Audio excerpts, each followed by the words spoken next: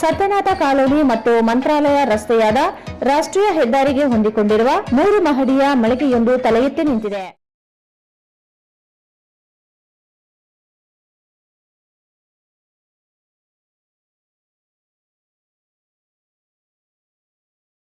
ನಮಸ್ಕಾರ, ಎಸ್18 ವಾರ್ತೆಗಳಿಗೆ ಸ್ವಾಗತ. ನಾನು ಕವಿತಾ. ಮೊದಲಿಗೆ ಹೆಡ್ಲೈನ್ಸ್. ಕೃಷ್ಣಾ ನದಿಗೆ 2.50 ಲಕ್ಷ ಕ್ಯೂಸೆಕ್ ನೀರು. ಹೂವಿನ ಹೆಡಗಿ ಸೇತುವೆ ಸಂಪರ್ಕ ಕಡಿತ. ಲಿಂಗಸೂರಿನ ನಡುಗಡ್ಡೆಯಲ್ಲಿ 12 ಜನರ ರಕ್ಷಣೆ ಕಾರ್ಯಾಚರಣೆ.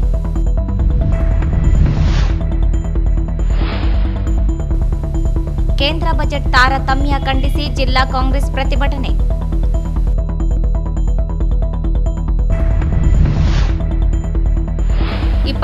ರಂದು ಜಿಲ್ಲಾ ಕಾರ್ಯನಿರತ ಪತ್ರಕರ್ತರ ಸಂಘದಿಂದ ಪತ್ರಿಕಾ ದಿನಾಚರಣೆ. ಪ್ರಶಸ್ತಿ ಪ್ರದಾನ ಸಮಾರಂಭ. ಆರ್ ಗುರುನಾಥ್.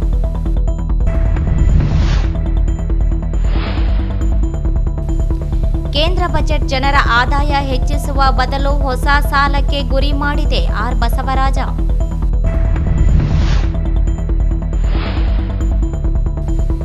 ಬಾಪೂರು ಸಾಗುವಳಿ ಭೂಮಿ ಅರಣ್ಯ ಅಧಿಕಾರಿಗಳಿಗೆ ದೌರ್ಜನ್ಯ, ಬೆಳೆ ನಾಶ ಖಂಡಿಸಿ ಪ್ರತಿಭಟನೆ.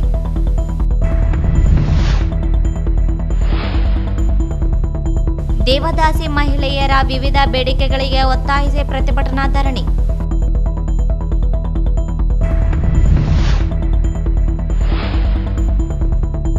ಕೇಂದ್ರ ಬಜೆಟ್ ವಿರೋಧಿಸಿ ಸಿಪಿಐಎಂ ಪ್ರತಿಭಟನೆ.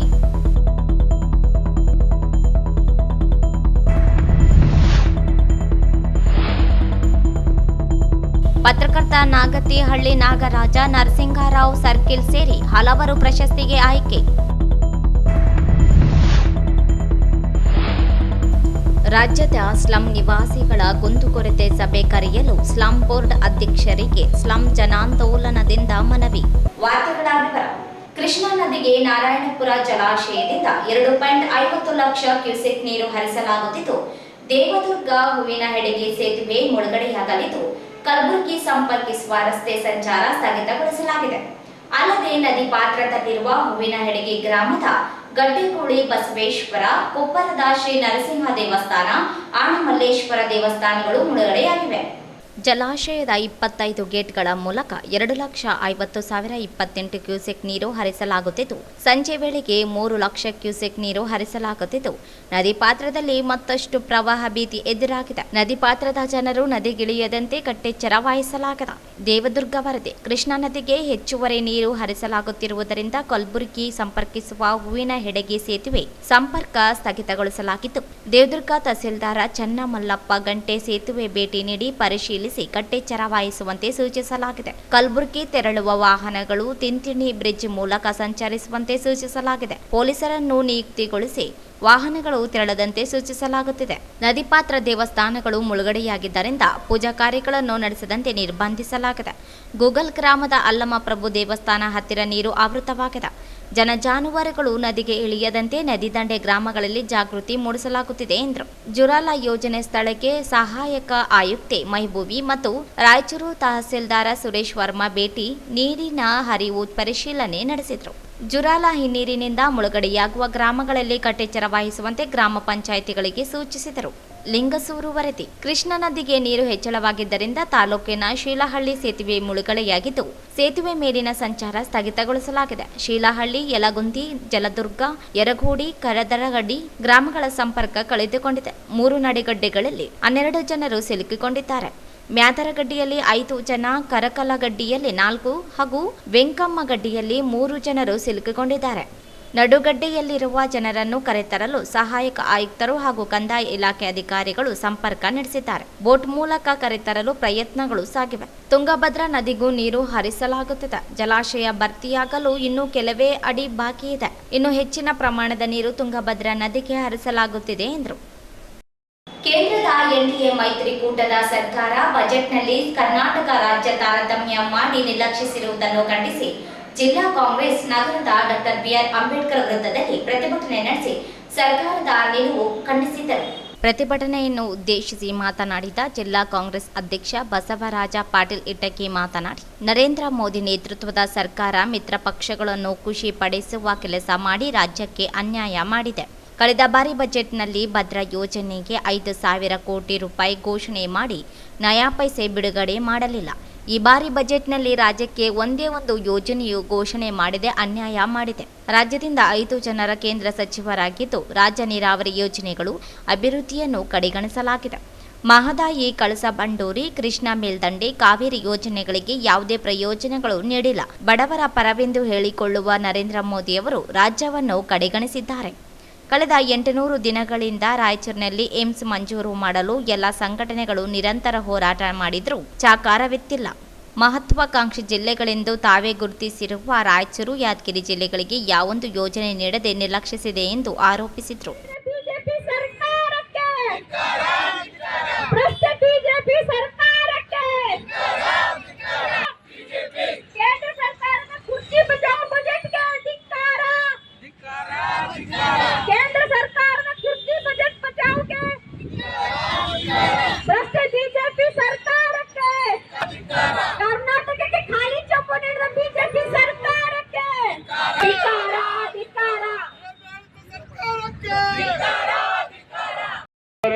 ಹೋದ ಬಾರಿ ಬಜೆಟ್ ನಲ್ಲಿ ನಮ್ಮ ರಾಜ್ಯದ ಭದ್ರಾ ಮೇಲ್ದಂಡೆ ನಾಲೆಗೆ ಸುಮಾರು 4,000ಕ್ಕೂ ಹೆಚ್ಚು ಕೋಟಿಯನ್ನ ಸ್ಯಾಂಕ್ಷನ್ ಮಾಡ್ತಕ್ಕಂಥ ಕೆಲಸ ಮಾಡಿದ್ರು. ಆದರೂ ಕೂಡ ಹೋದ ವರ್ಷನೂ ಬಿಡುಗಡೆ ಮಾಡಲಿಲ್ಲ. ಈ ವರ್ಷ ಕೂಡ ಇವತ್ತೇನಪ್ಪ ಅಂದ್ರೆ ಬಜೆಟ್ ನಲ್ಲಿ ಅದನ್ನ ತೋರಿಸಲಾದಂತ ಕೆಲಸ ಅವರು ಮಾಡಿದ್ದಾರೆ. ಒಂದು ಕೆಲಸಗಳನ್ನು ಕೂಡ ನಮ್ಮ ಕರ್ನಾಟಕ ರಾಜ್ಯಕ್ಕೆ ಅವರು ಮಾಡಿಲ್ಲ.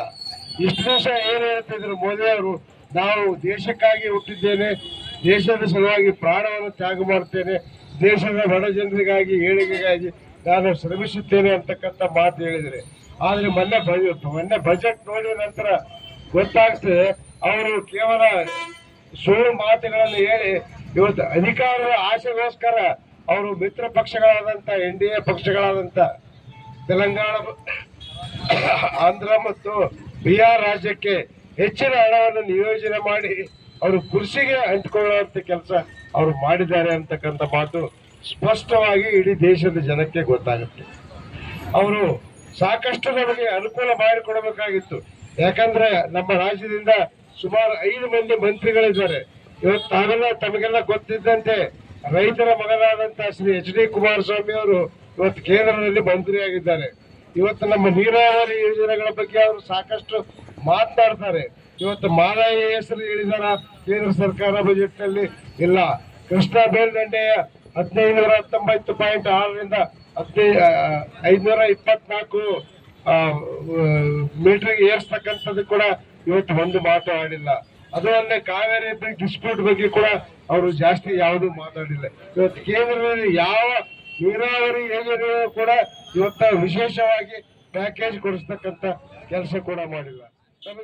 ನಗರಸಭೆ ಹಿರಿಯ ಸದಸ್ಯ ಜಯಣ್ಣ ಮಾತನಾಡಿ, ಕೇಂದ್ರ ಸರ್ಕಾರ, ರಾಜ್ಯ ಸರ್ಕಾರ ಆರ್ಥಿಕ ದುರ್ಬಲ ಮಾಡುವ ಹುನ್ನಾರ ಬಿಜೆಪಿ ಬಜೆಟ್ ಮಾಡಿದೆ ಎಂದು ಆರೋಪಿಸಿದರು. ಜನರ ದಿಕ್ಕು ತಪ್ಪಿಸುವ ಬಜೆಟ್ ಮಂಡಿಸಲಾಗಿದೆ. ಯಾವುದೇ ದೂರದೃಷ್ಟಿ, ಬಡತನ, ನಿರುದ್ಯೋಗ ನಿರ್ಮೂಲನೆ ಮಾಡುವ ಯೋಜನೆಯೇ ಸರ್ಕಾರ ಮಾಡಿಲ್ಲ ಎಂದು ದೂರಿದರು. ಕೇಂದ್ರ ಹಣಕಾಸು ಸಚಿವ ನಿರ್ಮಲಾ ಸೀತಾರಾಮನ್ ರಾಜ್ಯದಿಂದ ಆಯ್ಕೆಯಾದರೂ ರಾಜ್ಯಕ್ಕೆ ಯಾವುದೇ ಯೋಜನೆಗಳನ್ನು ನೀಡಿಲ್ಲ. ಏಮ್ಸ್ ಮಂಜೂರಾತಿಗೆ ಆಗ್ರಹಿಸಿ ಸಂಘಟನೆಗಳು ನಿರಂತರ ಹೋರಾಟ ಮಾಡಿ ದೆಹಲಿ ನಾಯಕರಿಗೆ ಬೇಡಿಕೆ ಮನವರಿಕೆ ಮಾಡಿದ್ರು. ಬಜೆಟ್ನಲ್ಲಿ ಯಾವುದೇ ಘೋಷಣೆ ಮಾಡಿಲ್ಲ. 3 ವರ್ಷದ ನಿರಂತರ ಏಮ್ಸ್ ಹೋರಾಟವನ್ನು ಕಡೆಗಣಿಸಿದ ಜನಪ್ರತಿನಿಧಿಗಳು ರಾಜ್ಯ ಸರ್ಕಾರ ಮನವರಿಕೆ ಮಾಡಿದ್ರೂ ಸ್ಪಂದಿಸಿಲ್ಲ. ರಾಯಚೂರಿನ ವಿಮಾನ ನಿಲ್ದಾಣಕ್ಕೂ ಸ್ಪಂದಿಸಿಲ್ಲ. ರಾಜ್ಯಸಭೆ ವಿರೋಧ ಪಕ್ಷ ನಾಯಕರಾದ ಮಲ್ಲಿಕಾರ್ಜುನ ಖರ್ಗೆಯವರು ಪ್ರಸ್ತಾಪಿಸಿದ್ರು. ಗೇಲಿ ಮಾಡುವ ಕೆಲಸ ನಿರ್ಮಲಾ ಸೀತಾರಾಮನ್ ಮುಂಡವಾದ ಮಂಡಿಸಿದ್ದಾರೆ. ರಾಹುಲ್ ಗಾಂಧಿ ನೇತೃತ್ವದಲ್ಲಿ ಕಾಂಗ್ರೆಸ್ ಸಮರ್ಥ ನಾಯಕತ್ವದಲ್ಲಿ ಹೋರಾಟ ನಡೆಸುತ್ತಿದೆ. ಜನವಿರೋಧಿ, ಜನರ ಕಣ್ಣುರಿಸುವ ಕೆಲಸ ಕೇಂದ್ರ ಬಿಜೆಪಿ ನೇತೃತ್ವದ ಸರ್ಕಾರ ಮಾಡಿದೆ ಎಂದು ಆರೋಪಿಸಿದರು. ಸುಮಾರು 3 ವರ್ಷಗಳ ನಿರಂತರ ಹೋರಾಟ. ಇವತ್ತು ಅನೇಕ ಸಂಘ ಸಂಸ್ಥೆಗಳು ಇವತ್ತು ಏಮ್ಸ್ ಹೋರಾಟವನ್ನ ಮಾಡುವ ಮೂಲಕ ಇವತ್ತು ದಿಲ್ಲಿಯವರೆಗೆ ಧ್ವನಿಯನ್ನು ಮುಟ್ಟಿದ್ದರೂ ಕೂಡ ಮತ್ತು ನಮ್ಮ ಜನಪ್ರತಿನಿಧಿಗಳು ಅಲ್ಲಿಯ ಕೇಂದ್ರ ಸರ್ಕಾರಕ್ಕೂ ಕೂಡ ಮನವರಿಕೆ ಮಾಡಿದ ನಂತರವೂ ಕೂಡ ಇವತ್ತು ಬಜೆಟ್ ನಲ್ಲಿ ಏಮ್ಸ್ ಬಗ್ಗೆ ಪ್ರಸ್ತಾಪ ಇಲ್ಲ. ಮತ್ತು ಹಾಗೆ ಏರ್ಪೋರ್ಟ್ ಅಂತ ಸುಳ್ಳು ಹೇಳುವ ಮೂಲಕ ಏರ್ಪೋರ್ಟ್ ಕೂಡ ಹಣ ನಿಗದಿ ಮಾಡಿಲ್ಲ, ಹಣವನ್ನು ಮೀಸಲು ಇಟ್ಟಿಲ್ಲ. ಯಾವುದೇ ರೀತಿಯ ಜನಪರವಾದಂತ ಯೋಜನೆಗಳಿಗೆ ಕರ್ನಾಟಕಕ್ಕೆ ಹಣವನ್ನು ಕೊಟ್ಟಿಲ್ಲ. ಇದನ್ನ ಮಲ್ಲಿಕಾರ್ಜುನ ಖರ್ಗೆ ಅವರು ರಾಜ್ಯಸಭೆಯಲ್ಲಿ ಪ್ರಶ್ನೆ ಮಾಡಿದರೆ ನಿರ್ಮಲಾ ಸೀತಾರಾಮನ್ ಅವರು ಆಶಾಸ್ಪದ ಅಂತ ಅವರು ಉತ್ತರವನ್ನು ಕೊಡ್ತಾರೆ.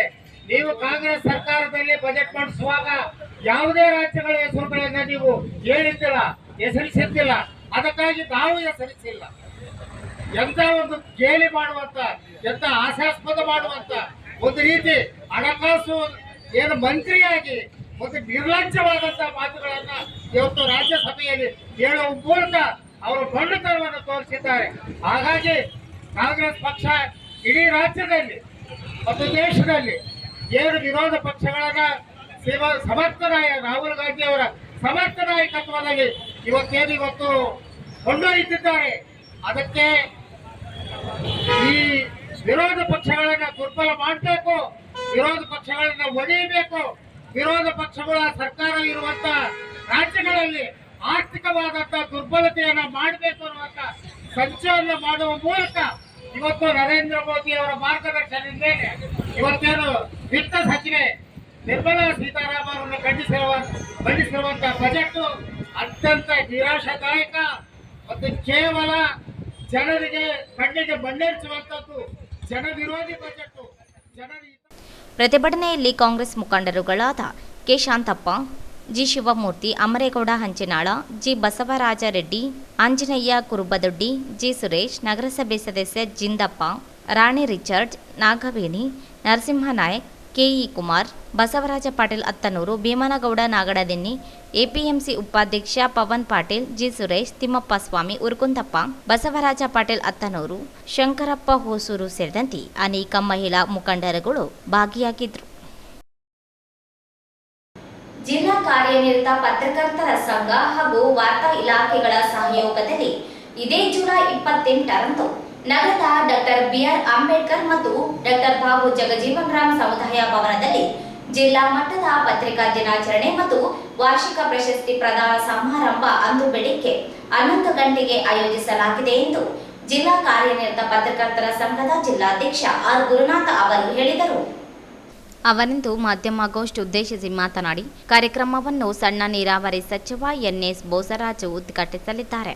ಜಿಲ್ಲಾ ಮಟ್ಟದ ವಾರ್ಷಿಕ ಪ್ರಶಸ್ತಿಗಳನ್ನು ಜಿಲ್ಲಾ ಉಸ್ತುವಾರಿ ಹಾಗೂ ವೈದ್ಯಕೀಯ ಶಿಕ್ಷಣ ಸಚಿವ ಡಾಕ್ಟರ್ ಶರಣಪ್ರಕಾಶ್ ಪಾಟೀಲ್ ಪ್ರದಾನ ಮಾಡಲಿದ್ದಾರೆ. ಅತಿಥಿ ಉಪನ್ಯಾಸಕರಾಗಿ ನ್ಯೂಸ್ 18 ಪ್ರಧಾನ ಸಂಪಾದಕ ಹರಿಪ್ರಸಾದ್ ಆಗಮಿಸಲಿದ್ದಾರೆ. ಮುಖ್ಯ ಅತಿಥಿಗಳಾಗಿ ಸಂಸದ ಜಿ ಕುಮಾರ್ ನಾಯ್ಕ್, ಶಾಸಕರುಗಳಾದ ಹಂಪನಗೌಡ ಬಾದರ್ಲಿ, ಬಸನಗೌಡ ದದ್ದಲ್, ಬಸನಗೌಡ ತುರ್ವಿಹಾಳ, ಹಂಪಯ್ಯ ನಾಯ್ಕ್, ಮಾನಪ್ಪ ವಜ್ಜಲ್, ಕೆ ಕಾರ್ಯಮ್ಮ ನಾಯ್ಕ್, ಡಾಕ್ಟರ್ ಶಿವರಾಜ ಪಾಟೀಲ್, ವಿಧಾನ ಪರಿಷತ್ ಸದಸ್ಯರುಗಳಾದ ಶರಣಗೌಡ ಬಯ್ಯಾಪುರು, ಎ ವಸಂತಕುಮಾರ, ಬಸನಗೌಡ ಬಾದರ್ಲಿ, ಆರ್ಡಿಎ ಅಧ್ಯಕ್ಷ ರಾಜಶೇಖರ ರಾಮಸ್ವಾಮಿ, ಜಿಲ್ಲಾಧಿಕಾರಿ ನಿತೀಶ್ ಕೆ, ಜಿಲ್ಲಾ ಪಂಚಾಯಿತಿ ಮುಖ್ಯ ಕಾರ್ಯನಿರ್ವಾಹಕ ಅಧಿಕಾರಿ ರಾಹುಲ್ ತುಕಾರಾಂ ಪಾಡ್ವೆ, ಜಿಲ್ಲಾ ಪೊಲೀಸ್ ವರಿಷ್ಠಾಧಿಕಾರಿ ಪುಟ್ಟಮಾದಯ್ಯ, ಪತ್ರಕರ್ತರ ಸಂಘದ ರಾಜ್ಯ ಉಪಾಧ್ಯಕ್ಷ ಭವಾನಿ ಸಿಂಗ್, ರಾಜ್ಯ ಸಮಿತಿ ಸದಸ್ಯ ಶಿವಮೂರ್ತಿ ಹಿರೇಮಠ ಆಗಮಿಸಲಿದ್ದಾರೆ. ಅಧ್ಯಕ್ಷತೆಯನ್ನು ಆರ್ ಗುರುನಾಥ ವಹಿಸಿಕೊಳ್ಳಲಿದ್ದಾರೆ. ಜಿಲ್ಲಾ ಎಲ್ಲ ತಾಲೂಕು ಘಟಕಗಳ ಪದಾಧಿಕಾರಿಗಳು, ಸಂಘದ ಸದಸ್ಯರು, ಸಂಘ ಸಂಸ್ಥೆಗಳ ಪದಾಧಿಕಾರಿಗಳು, ಸಾರ್ವಜನಿಕರು ಭಾಗವಹಿಸುವಂತೆ ಮನವಿ ಮಾಡಿದರು. ಈ ವರ್ಷವೂ ಕೂಡ ಇದೇ 28 ಜುಲೈ 28ರಂದು ರಾಯಚೂರು ನಗರದ ಡಾಕ್ಟರ್ ಬಿಆರ್ ಅಂಬೇಡ್ಕರ್ ಹಾಗೂ ಡಾಕ್ಟರ್ ಬಾಬು ಜಗಜೀವನ್ ರಾಮ್ ಅವರ ಸಮುದಾಯ ಭವನದಲ್ಲಿ ಒಂದು ಕಾರ್ಯಕ್ರಮವನ್ನು ಆಯೋಜನೆ ಮಾಡಿದ್ದೀವಿ. ಕಾರ್ಯಕ್ರಮದ ಉದ್ಘಾಟನೆಯನ್ನ ಸಣ್ಣ ನೀರಾವರಿ ಸಚಿವರಾದಂಥ ಎನ್ಎಸ್ ಬೋಸರಾಜ್ ಅವರು ನೆರವೇರಿಸಿದ್ದಾರೆ. ಪ್ರಶಸ್ತಿ ಪ್ರದಾನವನ್ನು ರಾಯಚೂರು ಜಿಲ್ಲಾ ಉಸ್ತುವಾರಿ ಸಚಿವರಾದಂಥ ಶ್ರೀ ಶರಣಪ್ರಕಾಶ್ ಪಾಟೀಲ್ ಅವರು ಮಾಡಿದ್ದಾರೆ. ಹಾಗೆ ಅತಿಥಿ ಉಪನ್ಯಾಸಕರಾಗಿ ನ್ಯೂಸ್ 18 ವಾಹಿನಿಯ ಪ್ರಧಾನ ಸಂಪಾದಕರಾದಂಥ ಹರಿಪ್ರಸಾದ್ ಅವರು ಕೂಡ ಈ ಒಂದು ಕಾರ್ಯಕ್ರಮದಲ್ಲಿ ಪಾಲ್ಗೊಂಡು ಅತಿಥಿ ಉಪನ್ಯಾಸವನ್ನು ನೀಡಿದ್ದಾರೆ. ಮುಖ್ಯ ಅತಿಥಿಗಳಾಗಿ ಸಂಸದರಾದಂಥ ಜಿ ಕುಮಾರ್ ನಾಯ್ಕ್, ಶಾಸಕರಾದಂಥ ಡಾಕ್ಟರ್ ಎಸ್ ಪಾಟೀಲ್, ಶಿಕ್ಷಕರು ಶಾಸಕರಾದಂಥ ಹಂಪನಗೌಡ ಬಾದರ್ಲಿ, ಗ್ರಾಮೀಣ ಶಾಸಕರಾದಂಥ ಬಸನಗೌಡ ದದ್ದಲ್, ಹಾಗೆ ಮಾನವಿ ಶಾಸಕರಾದಂಥ ಅಪ್ಪಯ್ಯ ಸೌಕಾರ್, ಲಿಂಗಸೂರು ಶಾಸಕರಾದ ಮಾರಪ್ಪ ವೈಜಲ್, ವಿಧಾನ ಪರಿಷತ್ ಸದಸ್ಯರಾದಂಥ ಶ್ಯಾಮಗೌಡ ಬಯ್ಯಪ್ಪ, ಮಸ್ಕಿ ಶಾಸಕರಾದಂಥ ಬಸವಗೌಡ ಹುಲಿಗಾಡ್, ವಿಧಾನ ಪರಿಷತ್ ಸದಸ್ಯರಾದಂಥ ಎ ವಸಂತಕುಮಾರ್, ಮಾನ್ಯ ಜಿಲ್ಲಾಧಿಕಾರಿಗಳು ನಿತೀಶ್ ಅವರು, ಜಿಲ್ಲಾ ಪೊಲೀಸ್ ವರಿಷ್ಠಾಧಿಕಾರಿಗಳು ಹಾಗೂ ಜಿಲ್ಲಾ ಪಂಚಾಯತ್ ಮುಖ್ಯ ಕಾರ್ಯದರ್ಶಿ. ಈ ಸಂದರ್ಭದಲ್ಲಿ ಸಂಘದ ಕಾರ್ಯದರ್ಶಿ ಎಂ ಪಾಷಹಟ್ಟಿ, ಶಿವಮೂರ್ತಿ ಹಿರೇಮಠ, ಶಿವಪ್ಪ ಮಡಿವಾಳ, ವೆಂಕಟೇಶ್ ಹೂಗಾರ್ ಸೇರಿದಂತೆ ಅನೇಕರಿದ್ದರು. ಕೇಂದ್ರ ಸರ್ಕಾರ ಮಂಡಿಸಿರುವ ಬಜೆಟ್ ಹೊಸ ಸಾಲಕ್ಕೆ ಗುರಿ ಮಾಡಿದ್ದಲ್ಲದೆ ಬಡವರು ನಿರುದ್ಯೋಗ ನಿವಾರಣೆಗೆ ಯಾವುದೇ ಕ್ರಮ ಕೈಗೊಂಡಿಲ್ಲ, ಬದಲಾಗಿ ಕಾರ್ಪೊರೇಟ್ ಶಕ್ತಿಗಳಿಗೆ ಮಾತ್ರ ಪೂರಕವಾಗಿದೆ ಎಂದು ಸಿಪಿಐಎಂ ರಾಜ್ಯ ಕಾರ್ಯದರ್ಶಿ ಯು ಬಸವರಾಜ ಅವರು ಟೀಕಿಸಿದರು. ಅವರಿಂದು ಮಾಧ್ಯಮಗೋಷ್ಠಿ ಉದ್ದೇಶಿಸಿ ಮಾತನಾಡಿ, ಕೇಂದ್ರ ಹಣಕಾಸು ಸಚಿವ ನಿರ್ಮಲಾ ಸೀತಾರಾಮನ್ ಪ್ರಸಕ್ತ ಸಾಲಿಗೆ ಮಂಡಿಸಿರುವ ಬಜೆಟ್ ಗಾತ್ರ 48,21,000 ಕೋಟಿ ರೂಪಾಯಿಗಳಾಗಿದ್ದು, ಹೊಸದಾಗಿ 14 ಲಕ್ಷ ಕೋಟಿ ಸಾಲ ಮಾಡುವುದಾಗಿ ಹೇಳಿದೆ. ದೇಶದ ಜನರ ಮೇಲೆ ಸಾಲದ ಹೊರೆ ಹೆಚ್ಚಳವಾಗಿದೆ ಹೊರತು ಜನರ ಆದಾಯ ಹೆಚ್ಚಿಸಲು ಯಾವುದೇ ದೂರದೃಷ್ಟಿಯ ಯೋಜನೆಗಳಿಲ್ಲ ಎಂದರು. ಆಹಾರಕ್ಕೆ ನೀಡಲಾಗುತ್ತಿದ್ದ 2,028 ಕೋಟಿ ಸಬ್ಸಿಡಿ ಕಡಿತಗೊಳಿಸಲಾಗಿದೆ. ಅಲ್ಲದೆ ರೈತರಿಗೆ ನೀಡಲಾಗುತ್ತಿದ್ದ ರಸಗೊಬ್ಬರ ಮೇಲಿನ 24,000 ಕೋಟಿ ಸಬ್ಸಿಡಿಯನ್ನು ರದ್ದುಗೊಳಿಸಲಾಗಿದೆ. ದೇಶದಲ್ಲಿ ಬಡತನ, ನಿರುದ್ಯೋಗ ಪ್ರಮಾಣ ಹೆಚ್ಚಳವಾಗುತ್ತಿದ್ದು, ಸುಳ್ಳು ಮಾಹಿತಿಯನ್ನು ಜನರಿಗೆ ನೀಡಲಾಗುತ್ತಿದೆ. ಜನರ ನಿರೀಕ್ಷೆಯನ್ನು ಬಜೆಟ್ ಹುಸಿಗೊಳಿಸಿದೆ. ಕೃಷಿ ಉತ್ಪನ್ನಗಳ ಬೆಲೆ ಏರಿಕೆಯಾಗಿ ಸಾಮಾನ್ಯ ಜನರ ಬದುಕು ಮತ್ತಷ್ಟು ಪಾತಾಳಕ್ಕೆ ತಲುಪಲಿದೆ ಎಂದರು.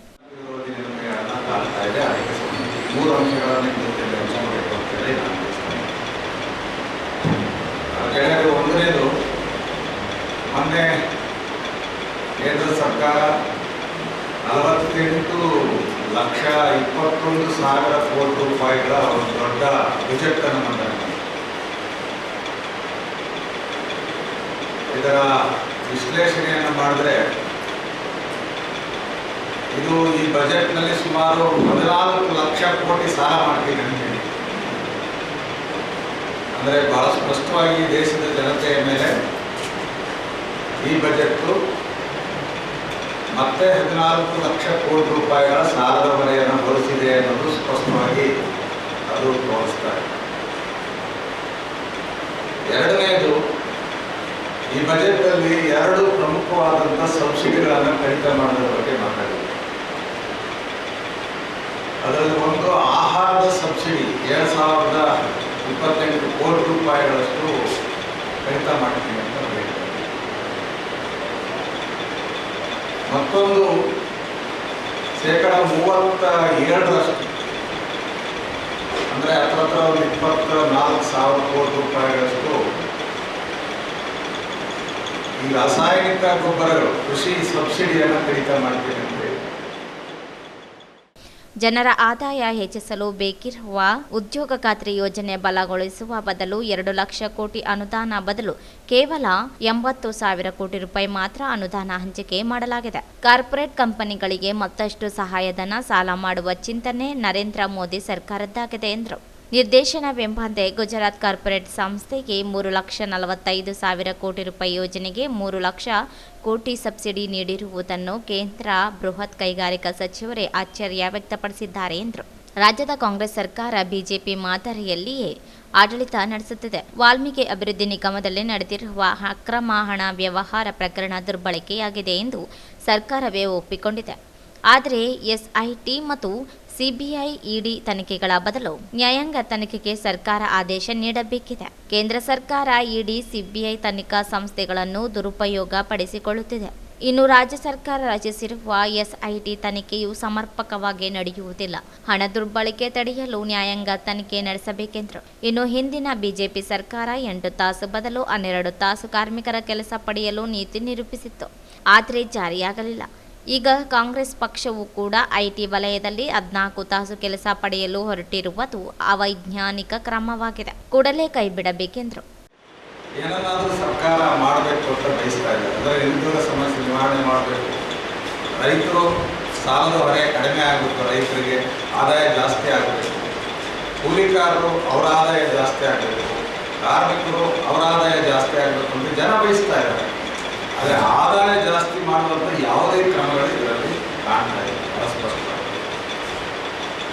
ಈ ಬಾರಿ ಇಡೀ ದೇಶದ ಕೂಲಿಕಾರರು, ಬಡ ರೈತರು ತಮ್ಮ ಆದಾಯ ಜಾಸ್ತಿ ಆಗಬೇಕು ಅನ್ನೋದಾದರೆ ಸರ್ಕಾರದ ಹತ್ರ 2 ಪ್ರಮುಖವಾದಂತಹ ಒತ್ತಾಯಗಳನ್ನು ಮಾಡಿದ್ದಾರೆ. ಒಂದನೇದು ಉದ್ಯೋಗ ಖಾತ್ರಿ ಕೆಲಸಕ್ಕೆ 2 ಲಕ್ಷ ಕೋಟಿ ರೂಪಾಯಿಗಳ ಅನುದಾನವನ್ನು ಕೊಡಿ. ಅದರಿಂದ ನಮಗೊಂದು 2-3 ದಿವಸ ಆದರೂ ಉದ್ಯೋಗ ಸಿಗಬೇಕು. ನಮ್ಮ ಕೂಲಿ ಬಹಳ ಕಡಿಮೆ. ಅಂತಾರಾಷ್ಟ್ರೀಯ ಕಾರ್ಮಿಕ ಸಮ್ಮೇಳನ ಪ್ರತಿದಿನ 1,000 ರೂಪಾಯಿ ಕೂಲಿ ಇರಬೇಕು ಅಂತೇಳಿ ಹೇಳ್ತಾ ಇದ್ದಾರೆ. ಅಂಥ ಸಂದರ್ಭದಲ್ಲಿ ಕೇಂದ್ರ ಸರ್ಕಾರ ಕೇವಲ 320 ರೂಪಾಯಿ ಮಾತ್ರದ ಉದ್ಯೋಗ ಖಾತ್ರಿಯನ್ನು ಕೊಡ್ತಾ ಇದೆ. ಈಗ 29 ಜಾಸ್ತಿ, 349 ರೂಪಾಯಿ ಕೊಡ್ತಾ ಇದ್ದೆ. ಅದು ಬಹಳ ಕಡಿಮೆ. ಕನಿಷ್ಠ 650ಕ್ಕಾದ್ರೂ ಏರಿಸಿ ಅಂತ ಕೇಳ್ತಾ ಇದ್ರು. ಅದು ಈ ಬಜೆಟ್ನಲ್ಲಿ ಇಲ್ಲ. ಎರಡನೇದು, 100 ದಿವಸ ಆಗೋದಿಲ್ಲ, ನೀವು ಕೊಡ್ತಾ ಇಲ್ಲ 100 ದಿವಸ. ಸರಾಸರಿ ಕರ್ನಾಟಕದಲ್ಲಿ 50 ದಿವಸ ಮಾತ್ರ ಉದ್ಯೋಗ ಸಿಗ್ತಾ ಇದೆ. ಆದರೆ 200 ದಿವಸಕ್ಕೆ ಹೆಚ್ಚಿಸಿ ಅಂತ ಕೇಳ್ತಾ ಇದ್ರು. ನಗರ ಪ್ರದೇಶ ಭೂಸ್ವಾಧೀನ ಪ್ರಕ್ರಿಯೆಯನ್ನು ಬಲವಂತದಿಂದ ಮಾಡಲಾಗುತ್ತಿದೆ. ಸಾಗುವಳಿ ಮಾಡುತ್ತಿರುವ ರೈತರನ್ನು ಒಕ್ಕಲೆಬ್ಬಿಸುವುದನ್ನು ನಿಲ್ಲಿಸಬೇಕೆಂದರು. ಕೇಂದ್ರ ಮತ್ತು ರಾಜ್ಯ ಸರ್ಕಾರಗಳ ರೈತ, ಕಾರ್ಮಿಕ, ಮಹಿಳಾ ವಿರೋಧಿ ನೀತಿ ವಿರುದ್ಧ ಪಕ್ಷ ನಿರಂತರ ಹೋರಾಟಗಳನ್ನು ನಡೆಸುತ್ತಿದೆ ಎಂದರು. ಈ ಸಂದರ್ಭದಲ್ಲಿ ಕೆಜಿ ವೀರೇಶ್, ಡಿಎಚ್ ಶರಣಬಸವ ಸೇರಿದಂತೆ ಅನೇಕರಿದ್ದರು. ಈಗ ಜಾಹೀರಾತು. ನಗರದ ಪ್ರತಿಷ್ಠಿತ ಬಡಾವಣೆಗಳಲ್ಲಿ ಒಂದಾದ ಸತ್ಯನಾಥ ಕಾಲೋನಿ ಮತ್ತು ಮಂತ್ರಾಲಯ ರಸ್ತೆಯಾದ ರಾಷ್ಟ್ರೀಯ ಹೆದ್ದಾರಿಗೆ ಹೊಂದಿಕೊಂಡಿರುವ 3 ಮಹಡಿಯ ಮಳಿಗೆಯೊಂದು ತಲೆ ಎತ್ತಿ ನಿಂತಿದೆ. ಇದರಲ್ಲಿ ಪ್ರತಿ ಮಹಡಿಯಲ್ಲಿ 2250 ಸ್ಕ್ವೇರ್ ಫೀಟ್ ಅಳತೆಯ ಜಾಗವಿದ್ದು, ಇದರಲ್ಲಿ ತಮಗೆ ಬೇಕಾದಂತಹ ವ್ಯಾಪಾರ ವಹಿವಾಟುಗಳನ್ನು ಮಾಡಿಕೊಳ್ಳಬಹುದು. ರೆಡಿಮೇಡ್ ಬಟ್ಟೆ ಅಂಗಡಿ, ಸೀರೆ ಅಂಗಡಿ, ಫರ್ನಿಚರ್ ಶೋರೂಮ್, ಆಫೀಸ್, ಕಾಲೇಜು, ಶುದ್ಧ ಶಾಕಾಹಾರ ಹೋಟೆಲ್ನಂತಹ ವ್ಯವಹಾರಗಳನ್ನು ಮಾಡಿಕೊಳ್ಳಬಹುದು.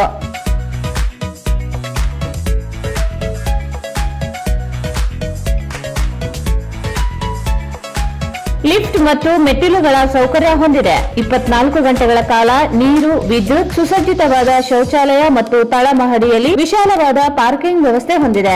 ಇಂದು ಸಂಪರ್ಕಿಸಿ ಸತ್ಯನಾಥ ಕಾಲೋನಿ, ವೀರಾಂಜನೇಯ ದೇವಸ್ಥಾನ ಮುಂದುಗಡೆ, RTO ಸರ್ಕಲ್ ಹತ್ತಿರ, ಮಂತ್ರಾಲಯ ಮುಖ್ಯ ರಸ್ತೆ, ರಾಯಚೂರು. Mobile number Devanna 9972999124, Raghu 73493610016. ತಾಲೂಕಿನ ಬಾಪೂರ ಗ್ರಾಮದ ಸಣ್ಣ ನರಸಪ್ಪ, ಲಚ್ಚನಾಯಕ ಮತ್ತು ಚಂದ್ರಪ್ಪ ಎನ್ನುವವರು ಸರ್ಕಾರಿ ಭೂಮಿಯಲ್ಲಿ ಹತ್ತಿ ಬಿತ್ತನೆ ಮಾಡಿದ್ದನ್ನು ಅರಣ್ಯ ಇಲಾಖೆ ಅಧಿಕಾರಿಗಳು ರೈತರ ಮೇಲೆ ದೌರ್ಜನ್ಯ ಎಸಗಿ ಹತ್ತಿ ಬೆಳೆ ನಾಶ ಮಾಡಿ ಗಿಡ ಬೆಳೆಸಲು ಹೊಣೆ ಅಗಿಸಿದ್ದು, ಅವರ ವಿರುದ್ಧ ಕ್ರಮ ವಹಿಸಿ ನಷ್ಟ ಪರಿಹಾರ ನೀಡಬೇಕು ಎಂದು ಕರ್ನಾಟಕ ಪ್ರಾಂತ ಕೃಷಿ ಕೂಲಿಕಾರರ ಸಂಘದಿಂದ ಜಿಲ್ಲಾಧಿಕಾರಿ ಕಚೇರಿ ಎದುರು ಪ್ರತಿಭಟನೆ ನಡೆಸಿ ಮನವಿ ಸಲ್ಲಿಸಿದರು.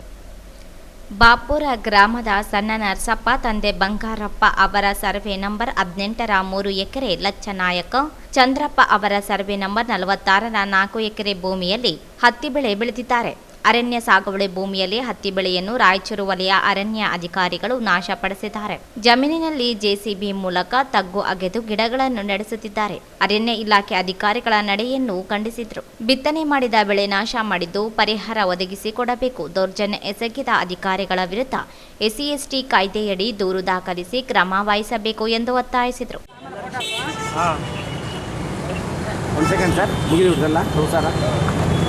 ಅಟ್ರಾಸಿಟಿ ಕೇಸ್ ದಾಖಲಿಸುವ ಕುರಿತು ಮತ್ತು ಟ್ರಂಚ್ ಮತ್ತು ಸಸಿಗಳನ್ನು ಹಾಕುವುದನ್ನು ನಿಲ್ಲಿಸಲು ಪ್ರತಿಭಟನೆ. ಮಾನ್ಯರೇ, ಕರ್ನಾಟಕ ಪ್ರಾಂತ ಕೃಷಿ ಕೂಲಿಕಾರರ ಸಂಘ ರಾಯಚೂರು ತಾಲೂಕಾ ಸಮಿತಿ ತಮ್ಮಲ್ಲಿ ವಿನಂತಿಸಿಕೊಳ್ಳುವುದೇನೆಂದರೆ, ರಾಯಚೂರು ತಾಲೂಕಿನ ಉದರಾಳದೊಡ್ಡಿ, ಬಾಪೂರ್ ತಾಂಡ, ಬಾಸ್ದೊಡ್ಡಿ, LK ದೊಡ್ಡಿ, ಮುರುಕಿ ದೊಡ್ಡಿ, ಮಂಡ್ಲಗೇರ, ಅರಸಗೇರ ತಾಂಡ, ಯರಗೇರ, ಪಚ್ಚುಲ್ದಿನ್ನಿ, ಸಿಂಗನೋಡಿ, ಐಜಾಪುರ ಮುಂತಾದ ಹಳ್ಳಿಗಳಲ್ಲಿ ಅರಣ್ಯ, ಗೈರಾಣಿ, ಖರೀಫ್ ಖಾತಾ C ಮತ್ತು D ಭೂಮಿ ದೊಡ್ಡ ಪ್ರಮಾಣದಲ್ಲಿ ಇರುತ್ತದೆ. ಈ ಭೂಮಿಯನ್ನು ಮೇಲೆ ತೋರಿಸಿದ ಹಳ್ಳಿಗಳಲ್ಲಿ ವಾಸಿಸುತ್ತಿರುವ ಹರಿಜನ, ಗಿರಿಜನರು, ಲಮಾಣಿಯವರು ಮತ್ತು ನಾಯಕ ಜನಾಂಗದವರು, ಇನ್ನಿತರ ಜನಾಂಗದವರು, ಹಿಂದುಳಿದ ಜನಾಂಗದವರು ದೊಡ್ಡ ಸಂಖ್ಯೆಯಲ್ಲಿ ಈ ಅರಣ್ಯ ಭೂಮಿಯನ್ನು ತಾತ ಮುತ್ತಾತನ ಕಾಲದಿಂದ ಸುಮಾರು 60 ವರ್ಷಗಳಿಂದ ಸಾಗುವಳಿ ಮಾಡುತ್ತಾ ಭೂಮಿಯನ್ನು ಅಭಿವೃದ್ಧಿಪಡಿಸಿ ನೀರಾವರಿ ಮಾಡಿಕೊಳ್ಳುವ ಮೂಲಕ ಬೆಳೆಯನ್ನು ಬೆಳೆಯುತ್ತಾ ಅವರ ಕುಟುಂಬದ ನಿರ್ವಹಣೆಯನ್ನು ಸಾಗಿಸುತ್ತಿದ್ದಾರೆ. ಈ ಬಡ ಕೂಲಿಕಾರರಿಗೆ ಯಾವುದೇ ಸ್ವಂತ ಭೂಮಿ ಇರುವುದಿಲ್ಲ. ಇವರು ಬಡವರಾಗಿರುತ್ತಾರೆ. ತಾಲೂಕಿನ ಉಡ್ರಾಳದೊಡ್ಡಿ, ಬಾಪುರ, ತಾಂಡ, ಮಾಸದೊಡ್ಡಿ, ಎಲ್ಕೆದೊಡ್ಡಿ, ಮುರ್ಕಿದೊಡ್ಡಿ, ಮಂಡ್ಲಗೇರ, ಅರಸಿಗೇರ, ಐಜಾಪುರ, ಪುಚ್ಚಲದಿನ್ನಿ ಸೇರಿದಂತೆ ಸಾಕಷ್ಟು ಕಡೆ ಹರಿಜನ ಗಿರಿಜನರು ವಾಸಿಸುತ್ತಿದ್ದಾರೆ. ಅರಣ್ಯ ಭೂಮಿಯಲ್ಲಿ 60 ವರ್ಷದಿಂದ ಉಳುಮೆ ಮಾಡುತ್ತಿದ್ದಾರೆ. 3 ಎಕರೆಗಿಂತ ಕಡಿಮೆ ಇದ್ರೂ ಒಕ್ಕಲೆ ಬೆಸಬಾರದು ಎಂದು ಸರ್ಕಾರದ ಆದೇಶವಿದ್ರೂ ಬೆಳೆ ನಾಶ ಪಡೆದಿದ್ದಾರೆ ಎಂದು ಆರೋಪಿಸಿದರು. ಗಿಡ ನೆಡಲು ಕುಣಿ ಅಗೆದಿದ್ದು ಮುಚ್ಚಿಸಬೇಕು, ಬೆಳೆ ನಾಶ ಪಡಿಸಿದ್ದರಿಂದ ಪರಿಹಾರ ಒದಗಿಸಬೇಕು, ರೈತರ ಮೇಲೆ ದೌರ್ಜನ್ಯ ಎಸಗಿದ ಅರಣ್ಯ ಅಧಿಕಾರಿಗಳ ವಿರುದ್ಧ ಕ್ರಮ ವಹಿಸಬೇಕು ಎಂದು ಒತ್ತಾಯಿಸಿದರು. ಈ ಸಂದರ್ಭದಲ್ಲಿ ಸಂಘಟನೆ ಜಿಲ್ಲಾಧ್ಯಕ್ಷ ಕರಿಯಪ್ಪ ಅಚ್ಚೊಳ್ಳಿ, ಕೆಜಿ ವೀರೇಶ್, ಶಾಂತಪ್ಪ ಉಡ್ರಾಳದೊಡ್ಡಿ, ತಿಮ್ಮಪ್ಪ, ಚಂದ್ರಪ್ಪ, ಲಚ್ಚನಾಯಕ, ಸಣ್ಣನರಸಪ್ಪ, ಮಹದೇವಪ್ಪ, ಉಮೇಶ್, ಜಂಗ್ಲಿ ಸಾಬ್, ಕಾತಲ್, ಹುಸೇನ್, ನಾಗರಾಜ್ ಕಲ್ಮಾಲ, ರಮೇಶ್ ಕಲ್ಮಾಲ, ಇಸ್ಮಾಯಿಲ್ ಸಾಬ್, ಸತ್ಯಪ್ಪ ಬಾಪೂರು, ಶಾಂತಪ್ಪ ಉಡ್ರಾಳದೊಡ್ಡಿ ಸೇರಿದಂತೆ ಅನೇಕರಿದ್ದರು. ಮಾಜಿ ದೇವದಾಸಿ ಮಹಿಳೆಯರಿಗೆ ಬಾಕಿ ಇರುವ ಪಿಂಚಣಿ ಬಿಡುಗಡೆ ಮತ್ತು ಮನೆಗಳ ನಿರ್ಮಾಣದ ಕಾರ್ಯ ಪೂರ್ಣಗೊಳಿಸಬೇಕು ಎಂದು ಒತ್ತಾಯಿಸಿ ಕರ್ನಾಟಕ ರಾಜ್ಯ ದೇವದಾಸಿ ಮಹಿಳೆಯರ ವಿಮೋಚನಾ ಸಂಘದ ಜಿಲ್ಲಾ ಸಮಿತಿ ವತಿಯಿಂದ ನಗರದ ಟಿಪ್ಪು ಸುಲ್ತಾನ್ ಉದ್ಯಾನವನದಲ್ಲಿ ಪ್ರತಿಭಟನೆ ನಡೆಸಿದರು. ರಾಯಚೂರು ತಾಲೂಕಿನ 206 ಮಾಜಿ ದೇವದಾಸಿ ಮಹಿಳೆಯರಿಗೆ ಪುನರ್ವಸತಿ ಕಲ್ಪಿಸಲು ನಗರದ ಸರ್ವೆ ನಂಬರ್ 1403ರಲ್ಲಿ 5 ಎಕರೆ ಭೂಮಿ ಮಂಜೂರು ಮಾಡಿ ಮನೆಗಳ ನಿರ್ಮಾಣ ಮಾಡುತ್ತಿದ್ದಾರೆ. ಮನೆ ನಿರ್ಮಾಣ ವೆಚ್ಚವು 6,50,000 ರೂಪಾಯಿ ಸರ್ಕಾರ ನಿಗದಿಪಡಿಸಿದೆ. ಫಲಾನುಭವಿಗೆ 2,50,000 ರೂಪಾಯಿ ಸ್ಲಂ ಬೋರ್ಡ್ನಿಂದ ಸರ್ಕಾರದ ಕಡೆಯಿಂದ ನೀಡಲಾಗುತ್ತಿದ್ದು, ಉಳಿದ ಹಣದಲ್ಲಿ ಫಲಾನುಭವಿಗಳ ವಂತಿಕೆಯಾಗಿ 56,000 ರೂಪಾಯಿ ಮತ್ತು ಉಳಿದ ಹಣವನ್ನು ಬ್ಯಾಂಕ್ ಸಾಲದ ಮೂಲಕ ಕಟ್ಟಲು ತಿಳಿಸಿದ್ದಾರೆ. ಆದರೆ ಮನೆ ನಿರ್ಮಾಣ ವಿಳಂಬವಾಗುತ್ತಿದೆ ಎಂದು ದೂರಿದರು. ವಂತಿಕೆ ಹಣ 56,000 ರೂಪಾಯಿ ಮತ್ತು ಬ್ಯಾಂಕ್ ಸಾಲ 2 ಲಕ್ಷ ರೂಪಾಯಿ ಕಟ್ಟಲು ಸಾಧ್ಯವಾಗುತ್ತಿಲ್ಲ. ಸರ್ಕಾರವೇ ಉಚಿತವಾಗಿ ಮನೆ ನಿರ್ಮಾಣ ಮಾಡಿಕೊಡಬೇಕು ಎಂದು ಮನವಿ ಮಾಡಿದರು. ದೇವದಾಸಿ ಮಹಿಳೆಯರಿಗೆ ಬಜೆಟ್ನಲ್ಲಿ ಘೋಷಣೆ ಮಾಡಿದ 500 ರೂಪಾಯಿ ಜಾರಿಯಾಗಲೇಬೇಕು. ಬಜೆಟ್ನಲ್ಲಿ ಜಾರಿ ಘೋಷಣೆ ಮಾಡಿದಂತ 500 ರೂಪಾಯಿ ಜಾರಿಯಾಗಲೇಬೇಕು. 2,000 ರೂಪಾಯಿ ಪೆನ್ಷನ್ ಆಗಲೇಬೇಕು. 5 ಎಕರೆ ಕೃಷಿಯಾಗಿ ಭೂಮಿ ಕೊಡಲೇಬೇಕು. ದೇವದಾಸಿ ಮಹಿಳೆಯರ ವಿಮೋಚನಾ ಸಂಘದ ಧರಣಿಗೆ ಜಯವಾಗಲಿ. ರಾಯಚೂರಿನಲ್ಲಿ ನಡೆಯುತ್ತಿರುವ ಮನೆಗಳ ನಿರ್ಮಾಣ ಕಾರ್ಯ 3 ವರ್ಷಗಳಿಂದ ನಿಧಾನಗತಿಯಲ್ಲಿ ನಡೆಯುತ್ತಿದೆ. ಇದರಲ್ಲಿ ಬಹಳಷ್ಟು ಫಲಾನುಭವಿಗಳ ಮೃತಪಟ್ಟಿದ್ದಾರೆ.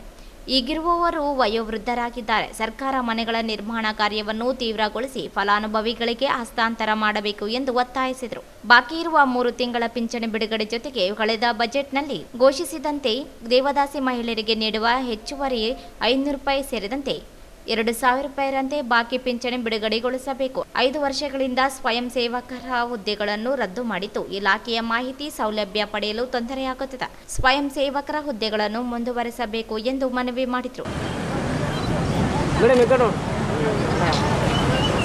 ಸಂಘಟನೆ ನೇತೃತ್ವದಲ್ಲಿ ಹಲವು ವರ್ಷಗಳ ಹೋರಾಟ ಪರಿಣಾಮವಾಗಿ ರಾಯಚೂರು ತಾಲೂಕಿನ 206 ಮಾಜಿ ದೇವದಾಸರಿಗೆ ಪುನರ್ವಸತಿ ಕಲ್ಪಿಸಿ ರಾಯಚೂರು ನಗರದ ಸರ್ವೆ ನಂಬರು 1403ರಲ್ಲಿ ವಿಸ್ತೀರ್ಣ 5 ಎಕರೆ ಭೂಮಿ ಮಂಜೂರು ಮಾಡಿ ಮನೆಗಳ ನಿರ್ಮಾಣಕ್ಕೆ ಮುಂದಾಗಿದೆ. ಒಂದು ಮನೆ ನಿರ್ಮಾಣ ವೆಚ್ಚವೂ ಕೂಡ 6,50,000 ರೂಪಾಯಿ ಸರ್ಕಾರ ನಿಗದಿಪಡಿಸಲಾಗಿದ್ದು, ಅದರಲ್ಲಿ ಫಲಾನುಭವಿಗಳಿಗೆ 2,50,000 ರೂಪಾಯಿ ಸ್ಲಂ ಬೋರ್ಡ್ನಿಂದ ಸರ್ಕಾರದ ಕಡೆಯಿಂದ ನೀಡಲಾಗುತ್ತಿದ್ದು, ಉಳಿದ ಹಣದಲ್ಲಿ ಫಲಾನುಭವಿಗಳ ವಂತಿಕೆಯ 56,000 ರೂಪಾಯಿ. ಈ ಸಂದರ್ಭದಲ್ಲಿ ರಾಜ್ಯ ಕಾರ್ಯದರ್ಶಿ ಬಿ ಮಾಳಮ್ಮ, ಜಿಲ್ಲಾಧ್ಯಕ್ಷೆ ಎಚ್ ಪದ್ಮ, ತಾಲೂಕಾಧ್ಯಕ್ಷೆ ಜಮಲಮ್ಮ, ಕಾರ್ಯದರ್ಶಿ ಮಹಾದೇವಿ, ಜೆ ತಾಯಮ್ಮ, ಹೊಸೂರಮ್ಮ, ಕಮಲಮ್ಮ, ಬಸಂತಿ, ನರಸಮ್ಮ, ಹುಲಿಗೆಮ್ಮ, ತಿಮ್ಮಪ್ಪ, ಹನುಮಂತಿ, ಜಿಲ್ಲಾ ಗೌರವಾಧ್ಯಕ್ಷ ಕೆಜಿ ವೀರೇಶ್ ಸೇರಿದಂತೆ ದೇವದಾಸಿ ಮಹಿಳೆಯರು ಭಾಗವಹಿಸಿದ್ರು.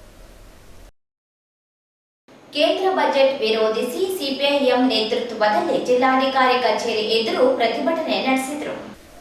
ಜನತೆಯ ಮೇಲೆ 14 ಲಕ್ಷ ಕೋಟಿ ರೂಪಾಯಿ ಸಾಲದ ಹೊಸ ಹೊರೆ ಮತ್ತು ಮತ್ತಷ್ಟು ಬೆಲೆ ಏರಿಕೆಯ ಬರೆ ಎಳೆದ ಒಕ್ಕೂಟ ಸರ್ಕಾರದ ಬಜೆಟ್ ಅನ್ನು ಖಂಡಿಸಿದರು. 2024-25ರ ಸಾಲಿನ 48.21 ಲಕ್ಷ ಕೋಟಿ ರೂಪಾಯಿಗಳ ಬಜೆಟ್ ನಿರುದ್ಯೋಗ, ಬಡತನ, ತೀವ್ರ ಬೆಲೆ ಏರಿಕೆ ಮತ್ತು ಸಾಮಾಜಿಕ ಅಸಮಾನತೆಯಿಂದ ನೆರಳುವ ಜನತೆಯನ್ನು ಮತ್ತಷ್ಟು ಸಂಕಷ್ಟಕ್ಕೀಡಾಗುವಂತೆ ಮಾಡಿದ್ದಕ್ಕೆ ಆಕ್ರೋಶ ವ್ಯಕ್ತಪಡಿಸಿದರು. ಬಜೆಟ್ ಶ್ರೀಮಂತರನ್ನು ಮತ್ತಷ್ಟು ಶ್ರೀಮಂತಗೊಳಿಸಿ ಬಡವರನ್ನು ಬಡವರನ್ನಾಗಿಸುವ ಗುರಿಯನ್ನು ಹೊಂದಿದೆ. ದೇಶ ಅತಿ ಶ್ರೀಮಂತರ ಮೇಲೆ ಸಂಪತ್ತು, ಪಿತ್ರಾರ್ಜಿತ ತೆರಿಗೆಯ ಯಾವುದೇ ಪ್ರಸ್ತಾಪವನ್ನು ಪರಿಗಣಿಸಲು ನಿರಾಕರಿಸಿದೆ. ಮತ್ತು ಜನರ ಮೇಲಿನ ಪರೋಕ್ಷ ತೆರಿಗೆ ಹೊರೆಗೆ ಯಾವುದೇ ಪರಿಹಾರವನ್ನು ನೀಡಿಲ್ಲ ಎಂದು ದೂರಿದರು. ಸಾಮಾನ್ಯರ ಸಾಲದ ಹೊರೆಯನ್ನು ಹೆಚ್ಚಳ ಮಾಡಿರುವ ಕೇಂದ್ರದ ಬಜೆಟ್ಗೆ ಧಿಕ್ಕಾರ. ಸಿಪಿಐಎಂ ಜಿಂದಾಬಾದ್, ಸಿಪಿಐಎಂ ಜಿಂದಾಬಾದ್. ಕೇಂದ್ರ ಬಜೆಟ್ಗೆ ಧಿಕ್ಕಾರ. ಹಿತವನ್ನು ಕಾಪಾಡುತ್ತಿರುವ ಕೇಂದ್ರ ಸರ್ಕಾರದ ಬಜೆಟ್ಗೆ ಧಿಕ್ಕಾರ. ಜನರ ಮತ್ತು ಅರ್ಥವ್ಯವಸ್ಥೆಯ ತುರ್ತು ಸಮಸ್ಯೆಗಳನ್ನು ಪರಿಹರಿಸಲು ಬಜೆಟ್ ವಿಫಲವಾಗಿದೆ. ಬಜೆಟ್ ಅನ್ನು ಹಿಂಪಡೆದುಕೊಳ್ಳಬೇಕು ಎಂದು ಆಗ್ರಹಿಸಿದರು. ಈ ಸಂದರ್ಭದಲ್ಲಿ ರಾಜ್ಯ ಕಾರ್ಯದರ್ಶಿ ಯು ಬಸವರಾಜ, ಜಿಲ್ಲಾ ಕಾರ್ಯದರ್ಶಿ KG Veeresh, DS Sharanabasava, Narasappa Naik, Malamma, Kariyappa Achcholi, Veeranagouda, H Padma, Basantharayagouda, Tayamma, Hanumantha, Chandrappa, Govinda, Narasimhalu, Venkatesh ಸೇರಿದಂತೆ ಅನೇಕರಿದ್ದರು. ಜಿಲ್ಲಾ ಕಾರ್ಯಕರ್ತರ ಸಂಘದಿಂದ ಪ್ರದಾನ ಮಾಡುವ ಪ್ರಶಸ್ತಿಗಳಿಗೆ 10 ಜನರನ್ನು ಆಯ್ಕೆ ಮಾಡಲಾಗಿದೆ. ಎನ್.ಕೆ. ಕುಲಕರ್ಣಿ ಸ್ಮರಣಾರ್ಥ ರಾಯಚೂರು ವಾಣಿ ಪ್ರಾಯೋಜಿತ ಜೀವಮಾನ ಸಾಧನೆ ಪ್ರಶಸ್ತಿಗೆ ಈಶಾನ್ಯ ಟೈಮ್ಸ್ ಪತ್ರಿಕೆ ಸಂಪಾದಕ ನಾಗತಿಹಳ್ಳಿ ನಾಗರಾಜ ಹಾಗೂ ಶಿವಶಂಕರ ಗೌಡ ಯತ್ತಲದಿನ್ನಿ ಸ್ಮರಣಾರ್ಥ ವಿಶೇಷ ಪ್ರಶಸ್ತಿಗೆ ದೇವದುರ್ಗ ಕನ್ನಡ ಪತ್ರ ವರದಿಗಾರ ನರಸಿಂಗರಾವ್ ಸರ್ಕಿಲ್ ಇವರನ್ನು ಆಯ್ಕೆ ಮಾಡಲಾಗಿದೆ ಎಂದು ಗುರುನಾಥ ಅವರು ಹೇಳಿದರು.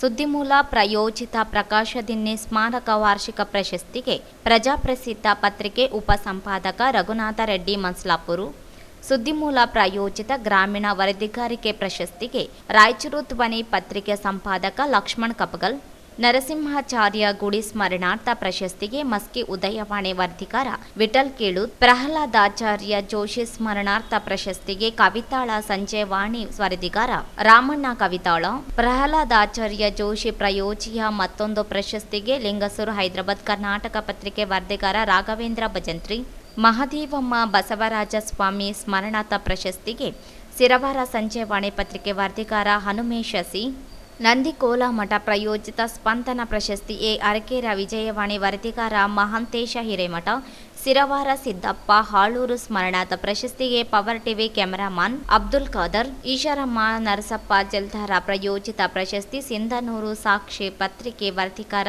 ನಾಗರತ್ನಮ್ಮ ಶರಣೇಗೌಡ, ರಜನಿ ಸತ್ಯಾವತಿ ಜೇಮಾ ಸಿಂಗ್ ಸ್ಮರಣಾರ್ಥ ಜಾಹೀರಾತು ಪ್ರತಿನಿಧಿಗೆ ನೀಡುವ ಪ್ರಶಸ್ತಿಗೆ ವಿಜಯವಾಣಿ ಪತ್ರಿಕೆ ಜಾಹೀರಾತು ಪ್ರತಿನಿಧಿ ಮುತ್ತಣ್ಣ ಕಬ್ಬಿಣದ ಇವರಿಗೆ ಆಯ್ಕೆ ಮಾಡಲಾಗಿದೆ ಎಂದರು. ಅಲ್ಲದೆ ಪತ್ರಿಕಾ ವಿತರಕರಾದ ದತ್ತಾತ್ರೇಯ ಅಸ್ಕಿಹಾಳ ಇವರಿಗೆ ಸನ್ಮಾನಿಸಿ ಗೌರವಿಸಲಾಗುತ್ತದೆ. ಪತ್ರಿಕಾ ದಿನಾಚರಣೆ ಅಂಗವಾಗಿ ನಡೆದ ಕ್ರಿಕೆಟ್ ಪಂದ್ಯಾವಳಿಯ ವಿಜೇತ ತಂಡಕ್ಕೆ 5,000 ರೂಪಾಯಿ ನಗದು ಹಾಗೂ ಟ್ರೋಫಿ ಸಹ ವಿತರಿಸಲಾಗುತ್ತದೆ ಎಂದರು. ಇಂದು ಸ್ಲಂ ಜನಾಂದೋಲನ ಕರ್ನಾಟಕದಿಂದ ಬೆಂಗಳೂರು ಶಾಸಕರ ಭವನದಲ್ಲಿ ಕರ್ನಾಟಕ ಕೊಳಗೇರಿ ಮಂಡಳಿ ಅಧ್ಯಕ್ಷರಾದ ಪ್ರಸಾದ್ ಅಬ್ಬಯ್ಯರನ್ನು ರಾಜ್ಯ ಸಮಿತಿ ನಿಯೋಗ ಭೇಟಿ ಮಾಡಿ ರಾಜ್ಯದ ಸ್ಲಂ ನಿವಾಸಿಗಳ ಕುಂದುಕೊರತೆ ಸಭೆ ಕರೆಯಲು ಸಮಾಲೋಚನೆ ನಡೆಸಲಾಯಿತು. ನಿಯೋಗದ ಉಪಸ್ಥಿತಿಯನ್ನು ರಾಜ್ಯ ಸಂಚಾಲಕರಾದ ಎ ನರಸಿಂಹಮೂರ್ತಿರವರು ರಾಜ್ಯದ ಸ್ಲಂಗಳ ಪ್ರಮುಖ ಹಕ್ಕೊತ್ತಾಯಗಳ ಬಗ್ಗೆ ಪ್ರಸಾದ್ ಅಬ್ಬಯ್ಯರವರ ಗಮನ ಸೆಳೆದರು. ಮನವಿಗೆ ಸ್ಪಂದಿಸಿದ ಅವರು ಸ್ಲಂ ನಿವಾಸಿಗಳ ಜನಸಂಖ್ಯೆಗೆ ಅನುಗುಣವಾಗಿ ಬಜೆಟ್, ಸ್ಲಂಗಳ ಪುನರ್ವಸತಿ, ಜಿಲ್ಲಾ ಮಟ್ಟದಲ್ಲಿ 250 ಎಕರೆ ಲ್ಯಾಂಡ್ ಬ್ಯಾಂಕ್, ನೂತನ ವಸತಿ ಯೋಜನೆ, ಖಾಸಗಿ ಮಾಲೀಕತ್ವದ ಕೊಳಚೆ ಪ್ರದೇಶಗಳ ಘೋಷಣೆ ರಾಜ್ಯ ಸರ್ಕಾರದ ಪ್ರಕ್ರಿಯೆಯಲ್ಲಿದೆ ಎಂದರು. ಈ ಸಂದರ್ಭದಲ್ಲಿ ವಿಭಾಗೀಯ ಸಂಚಾಲಕರಾದ ಇಮ್ತಿಯಾಜ್ ಮಾನ್ವಿ ಗದಗ, ಜನಾರ್ದನ ರಾಯಚೂರು, ಶೋಭಾ ಕಮತಾರ್ ಹುಬ್ಬಳ್ಳಿ, ಪದಾಧಿಕಾರಿಗಳಾದ ರೇಣುಕಾ ಯಲ್ಲಮ್ಮ ದಾವಣಗೆರೆ, ರೇಣುಕಾ ಸರಡಕಿ ಕಲಬುರಗಿ, ಅರುಣ್ ತುಮಕೂರು, ಸುಧಾ ಚಿತ್ರದುರ್ಗ, ವೆಂಕಮ್ಮ ಹೊಸಪೇಟೆ, ಮಂಜುಬಾಯಿ ಬೆಂಗಳೂರು, ಹನುಮಂತ ಬೆಂಗಳೂರು, ರಾಘವೇಂದ್ರ, ಶಿವರಾಜ್ ಮುಂತಾದವರು ಪಾಲ್ಗೊಂಡಿದ್ದರು. ಕೊನೆಯಲ್ಲಿ ಮತ್ತೊಮ್ಮೆ ಹೆಡ್ಲೈನ್ಸ್. ಕೃಷ್ಣಾ ನದಿಗೆ 2.50 ಲಕ್ಷ ಕ್ಯೂಸೆಕ್ ನೀರು, ಹೂವಿನ ಹೆಡಗಿ ಸೇತುವೆ ಸಂಪರ್ಕ ಕಡಿತ, ಲಿಂಗಸೂರಿನ ನಡುಗಡ್ಡೆಯಲ್ಲಿ 12 ಜನರ ರಕ್ಷಣೆ ಕಾರ್ಯಾಚರಣೆ.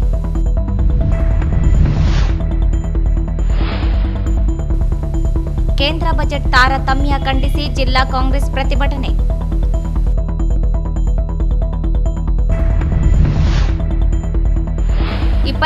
ರಂದು ಜಿಲ್ಲಾ ಕಾರ್ಯನಿರತ ಪತ್ರಕರ್ತರ ಸಂಘದಿಂದ ಪತ್ರಿಕಾ ದಿನಾಚರಣೆ, ಪ್ರಶಸ್ತಿ ಪ್ರದಾನ ಸಮಾರಂಭ. ಆರ್ ಗುರುನಾಥ್.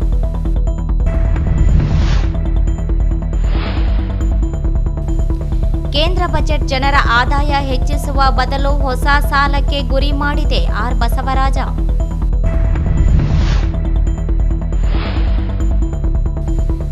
ಬಾಪೂರು ಸಾಗುವಳಿ ಭೂಮಿ ಅರಣ್ಯ ಅಧಿಕಾರಿಗಳಿಗೆ ದೌರ್ಜನ್ಯ ಬೆಳೆ ನಾಶ ಖಂಡಿಸಿ ಪ್ರತಿಭಟನೆ.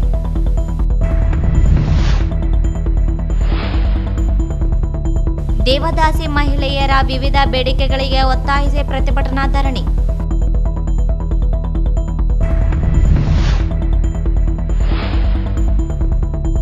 ಕೇಂದ್ರ ಬಜೆಟ್ ವಿರೋಧಿಸಿ ಸಿಪಿಐಎಂ ಪ್ರತಿಭಟನೆ.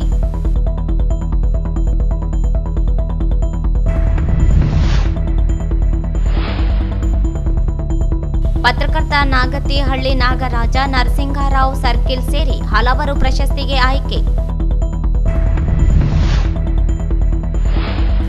ರಾಜ್ಯದ ಸ್ಲಂ ನಿವಾಸಿಗಳ ಕುಂದುಕೊರತೆ ಸಭೆ ಕರೆಯಲು ಸ್ಲಂ ಬೋರ್ಡ್ ಅಧ್ಯಕ್ಷರಿಗೆ ಸ್ಲಂ ಜನಾಂದೋಲನದಿಂದ ಮನವಿ. ಇಲ್ಲಿಗೆ ವಾರ್ತಾ ಪ್ರಸಾರ ಮುಕ್ತಾಯವಾಯಿತು. ಮುಂದಿನ ವಾರ್ತೆಗಳೊಂದಿಗೆ ಭೇಟಿಯಾಗೋಣ. ವಂದನೆಗಳು.